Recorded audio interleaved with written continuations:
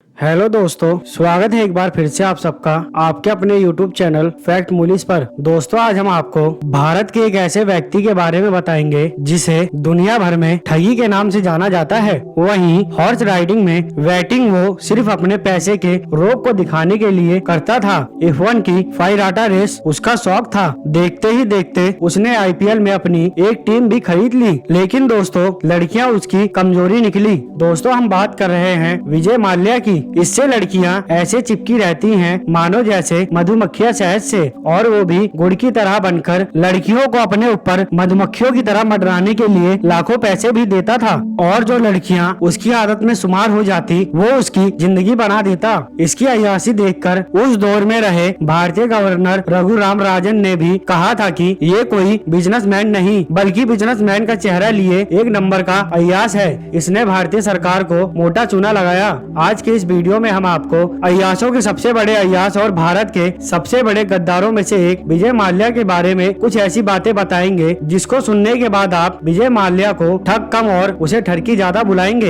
एक अमीर घर में पैदा हुआ एक ऐसा लड़का जिसका बचपन एक आम लड़के की तरह गुजरा। हालांकि उसके पिता एक बिजनेसमैन थे जो बड़ी बड़ी कंपनियों में अपना पैसा इन्वेस्ट करते थे। फाइनेंशियल रिस्क लेना उनके पिता विट्ठल माल्या का शौक था। लेकिन उनका लड़का विजय माल्या एक आम इंसान की तरह जी रहा था। वो कॉलेज भी साइकिल से जाता। लेकिन विजय माल्या के मूड को बदलने में ज्यादा टाइम नहीं लगा और देखते ही देखते एक साधारण से लड़के को प्ले बॉय बनने का शौक चढ़ गया। लेकिन इसी बीच में उसके पिता विट्ठल माल्या की हार्ट अटैक से मौत हो गई और वो अपने पीछे अपने इकलौते बेटे विजय माल्या के लिए बेशुमार दौलत छोड़ गए, जिसमें से उनकी सबसे नामी कंपनी यूनाइटेड बेवरेज ग्रुप थी। दोस्तों, भले ही वो प्ले बॉय नहीं बन पाया लेकिन उसकी प्ले बॉय वाली सोच नहीं बदली। वो जब भी किसी खूबसूरत महिला को देखता उस पर मोहित हो जाता और ये एक तरह से उसकी कमजोरी थी। सन 1986 की बात है। वो एयर इंडिया की फ्लाइट से अमेरिका जा रहा था। इस फ्लाइट की एक एयर होस्टेस पे उसका दिल आ गया, जिसके बाद उसने उससे शादी कर ली।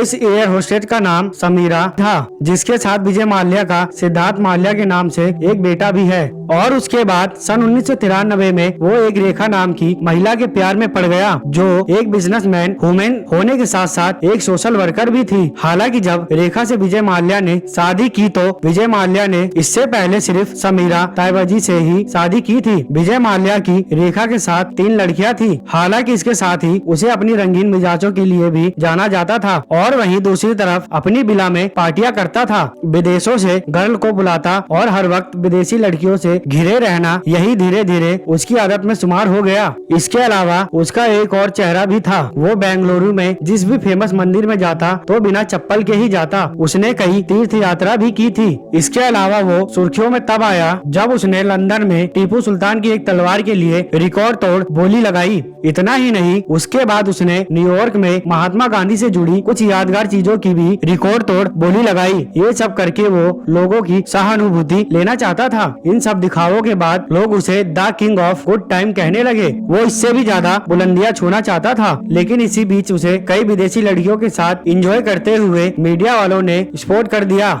जिसके बाद लोगों की सोच उसके प्रति थोड़ी बदलने लगी। लेकिन उसने इसका भी तोड़ निकाल लिया और उसने इंडियन इम्प्रेस नाम की एक यार्ड खरीद ली। इस यार्ड को माल्या ने सिर्फ अपनी प्ले बॉय की छवि को छुपाने के लिए खरीदा था। इसको माल्या ने खास तौर पर अपनी रंगीलियों को देखते हुए बनवाया था, जिसमें उसने system room, massage facility, cinema hall और कई ऐसे रूम बनाए थे जिनके बल्ब पर कई अतरंगी लड़कियों के पोस्टर छपे हुए थे। इस नाव में उसे सिर्फ 2 ही चीज दिखती थी। पहला है खुला खूबसूरत नीला समंदर और दूसरा है विदेशी सुंदरियां जो उसके साथ हफ्तों हफ्तों तक यार्ड में रहती थी। बताया जाता है कि ये फॉरेनर लड़कियां कोई ऐसी वैसी गर्ल नहीं होती थी, बल्कि ये विदेशी मॉडल थी जिनको यार्ड के बाद सीधा माल्या के कैलेंडर में एंट्री मिलती थी। आलम तो ये था कि ये जगह बनाने के लिए लड़कियां तरसती थी और इस कैलेंडर में सिर्फ उन्हीं ब्यूटीफुल लड़कियों को जगह मिलती थी जो माल्या को यार्ड में खुश कर देती थी। अब आप सोच रहे होंगे कि सिर्फ विदेशी लड़कियां ही माल्या की आदत में शुमार स्मार्ट थी तो आप गलत हैं। कई बॉलीवुड हीरोइन भी माल्या को टाइम दे चुकी हैं, जिनके साथ विजय माल्या ने क्या किया है, कैसे किया है, वो तो आप टीवी पे देख ही चुके होंगे। लेकिन इतनी अय्याशी के बाद माल्या का बुरा वक्त पहली बार 2007 में शुरू हुआ,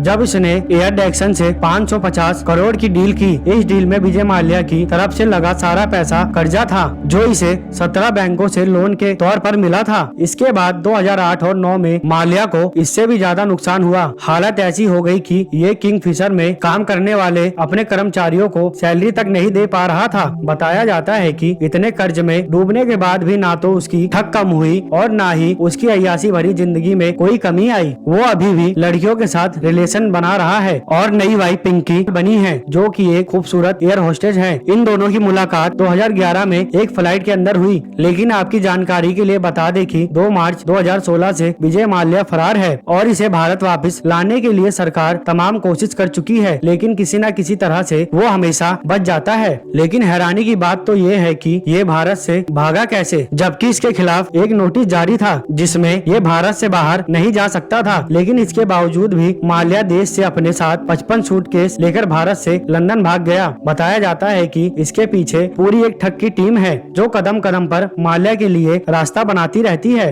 आज माल्या आराम से अपनी बची हुई जिंदगी भारत से बेहतर इंग्लैंड में गुजार रहा है और अपने अय्याशी भरे शौक को पूरा कर रहा है। वहीं दोस्तों, अगर आप सबको हमारा ये वीडियो पसंद आया तो इसे एक लाइक दें, साथ ही अपने दोस्तों के साथ हमारी इस वीडियो को शेयर करें और कमेंट करें। वहीं जाते जाते हमारे इस चैनल फैक्ट मूलीज को सब्सक्राइब कर लें, साथ ही बेल आइकन दबा लें ताकि नई वीडियो की सारी अपडेट आप तक तुरंत पहुंचती रहे। हम मिलेंगे और किसी नई वीडियो के साथ, तब तक के लिए नमस्कार। वीडियो देखने के लिए थैंक्स।